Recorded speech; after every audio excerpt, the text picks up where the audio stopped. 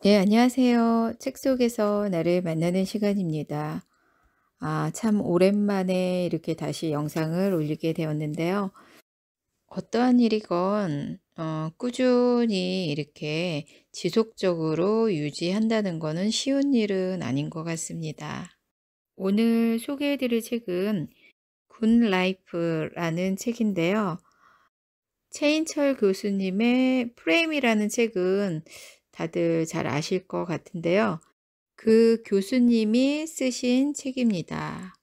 최인철 교수님은 서울대학교 심리학과 교수이자 서울대학교 행복연구센터 센터장이라고 합니다. 행복을 연구하시는 분은 행복을 어떻게 정의했을지 한번 책 속에서 이야기를 한번 들어보도록 하겠습니다. 행복의 의미. 행복한 삶이란 가슴에 관심 있는 것 하나쯤 담고 사는 삶이다. 이 책에서는 행복의 의미를 생활의 만족과 삶의 보람을 느끼는 흐뭇한 상태, 또는 행복은 유쾌하고 만족스러운 상태, 이렇게 이제 정의를 하는데요. 남의 시선과 기대에 연연하지 않고 내 영혼의 소리에 귀를 기울이고 사는 삶의 자세다. 이렇게 사는 사람은 언제나 마음이 만족스럽다. 그 만족의 상태를 자겸이라고 한다. 겸은 만족스러운 것이다. 남의 시선에 연연하지 않고 자신의 삶에 만족스러운 상태를 바로 쾌족이라고 한다. 행복에는 행복만 있는 것이 아니다. 행복을 쾌족으로 이해하게 되면 행복한 감정이란 외따로 존재하는 개별적 감정이 아니라 우리를 기분 좋게 하는 다양한 감정 모두를 지칭한다는 것이 분명해진다. 행복은 철저하게 일상적이다. 인간에게 가장 행복한 상태 중 하나는 무엇인가에 대한 관심으로 머릿속이 가득한 상태다. 특별히 그 대상이 사람일 때 우리는 그것을 사랑이라고 부른다. 프로이트가 일찍이 말했듯이 행복해지고 싶다면 사랑에 빠지는 것이 좋다.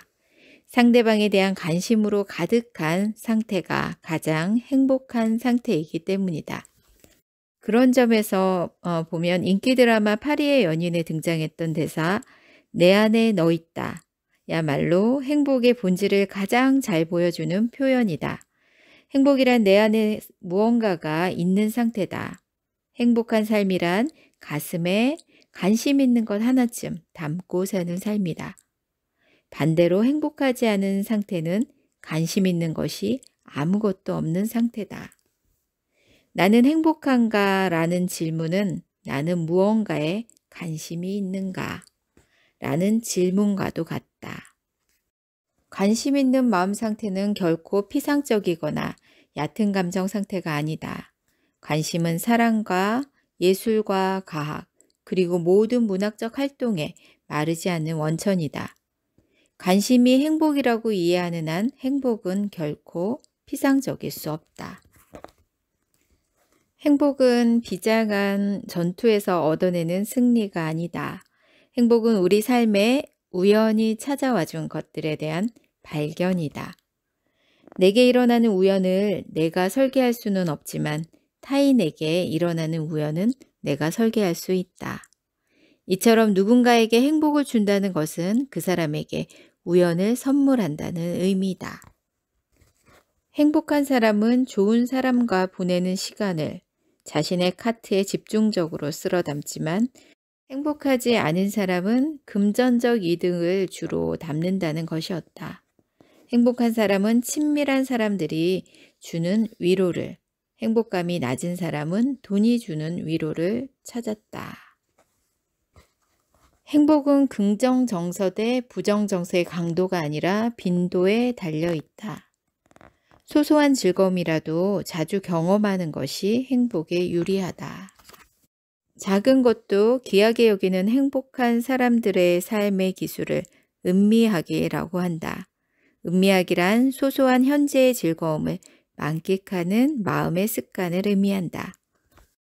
가꾼 빵을 손으로 찢어 먹는 것, 서랍 안에 반듯하게 접어 돌돌만 속옷을 잔뜩 쌓여 있는 것. 정결한 면 냄새가 풍기는 하얀 셔츠를 머리에서부터 뒤집었을 때의 기분, 겨울밤 부스럭 소리를 내며 이불 속으로 들어오는 고양이의 감촉 등 소소하게 음미할 것들은 이처럼 우리 일상 곳곳에 있다. 행복한 사람들은 소소한 즐거움들을 더 자주 경험하려고 일상을 재구성하는 사람들이다. 굿 라이프는 의미가 가득한 삶이다. 의미는 우리 삶의 질서를 부여할 뿐만 아니라 우리 자신의 정체성을 분명히 해준다. 자신의 행위가 쓸모 있다고 느낄 때 그 일은 의미를 갖게 된다. 다른 말로 표현하면 시간 낭비가 아니다라고 느끼는 경험이 의미다. 의미는 정체성과 관련이 있다. 자신의 행위가 자신이 누구이며 어디로부터 와서 어디로 가고 있는지에 대한 대답과 연결이 되어 있을 때, 즉 자신의 정체성과 밀접하게 연결되어 있을 때 사람들은 의미를 경험한다. 의미 있다는 것은 곧 자기다움을 뜻한다. 자기다움의 삶을 묵묵히 살아가는 것이다. 자신의 내면에 귀를 기울이고 자신에게 충실한 삶을 사는 것을 최고의 행복으로 제시한 것이다. 진정한 자기를 만나는 것, 즉 자기다움의 삶을 사는 것임을 보여준다. 당신이 일상에서 하는 일들이 얼마나 가치가 있다고 느끼십니까? 의미는 우리의 삶에 질서를 부여할 뿐만 아니라 자신의 정체성을 분명히 해주고 과거와 현재와 미래를 연결시켜주는 접착제 역할을 한다. 그러므로 굿 라이프란 의미가 충만한 삶이다. 저는 자기다움의 삶이라는 이제 문장이 나왔을 때 순간 나다움이 뭘까라는 그런 생각이 들었어요. 그리고 딱 거기에 딱 나다움이라는 게 어떤 모습인지 떠올리지가 않아서 순간 좀 당황스러웠다고나 할까요? 이렇게 반평생을 살았어도 내 자신에 대해서 정확하게 모른다는 생각이 들었습니다. 심리학이 발견한 인간의 가장 큰 특징이 자기중심성이다. 인간은 자신이 세상의 보편적인 존재라고 믿고 싶어 한다. 관계의 지리적 편중과 의식의 편중을 극복하기 위해서는 만나는 사람과 삶의 공간을 바꿔야 한다. 결심만으로 의식을 바꾸기는 쉽지 않다. 현대 경영의 구루이자 사상적 리더인 오마에 게니치 역시 인간을 바꾸는 3가지 방법으로 공간을 바꿀 것, 만나는 사람을 바꿀 것, 그리고 시간을 바꿀 것을 제안한 바 있다. 지리적 공간을 바꾸는 일이 자신이 접하는 사람을 바꾸는 일이고 그것을 통해 의식의 지평을 넓히는 일이라는 인식을 가질 필요가 있다. 이사를 하기 위한 좋은 시기란 집값이 떨어지는 시기가 아니라 자신의 생각을 바꾸고 싶을 때여야 한다. 이런 생각을 가진 사람들 곁에서 사는 삶은 그 자체가 축복이다. 저도 이 문장에는 충분히 공감을 느낍니다. 내 주변 환경, 내가 지금 살고 있는 곳, 주변 사람 아주 내 삶에 중요한 역할을 한다고 생각합니다. 지나치게 심각하지 않은 삶, 좋은 글과 좋은 삶에는 공통점이 많다. 우선 둘 다 길이와는 크게 상관이 없다. 좋은 장편 소설도 있지만 좋은 단편 소설도 있다. 사람의 영혼을 움직이기 위해서는 단 한 줄의 글만으로도 충분할 때가 있다. 좋은 삶도 얼마나 오래 사느냐의 문제는 아니다. 삶도 그렇다. 각자의 직업이 무엇이든 좋은 삶을 살 수 있다. 하나는 생명력이다. 생명력 있는 글이 좋은 글이고 생명력 있는 삶이 좋은 삶이다. 생명력 있는 글이란 불필요한 부사가 많이 쓰이지 않은 글이다. 좋은 삶도 그렇다. 불필요한 부사들을 주렁주렁 매달고 사는 인생은 생명력이 없다. 필요 이상의 권력, 부, 명품, 이미지 등이 인생의 부사들이다. 좋은 글과 좋은 삶의 두 번째 특징은 톤이다. 좋은 삶도 그렇다. 아무리 자기 확신이 강하더라도 지나치게 단정적인 어조로 삶을 살아간다면 주변 사람들이 불편해한다. 자유의 침해를 경험하기 때문이다. 아무리 확신에 찬 주장이라 할지라도 더 나은 주장이 존재할 가능성은 늘 존재한다. 옳고 그름의 문제가 아니라 다름의 문제인 경우에 자신의 주장만을 고집하는 것은 의식의 편협함을 드러낼 뿐이다. 확신을 갖되 타인에게 강요하지 않는 삶을 사는 것이 품격 있는 삶이다. 인생의 부사를 줄이고 삶의 어조를 낮추는 자세로 살았으면 좋겠다. 말하자면 톤다운이네요. 좋은 삶은 좋은 것이 많은 삶이다.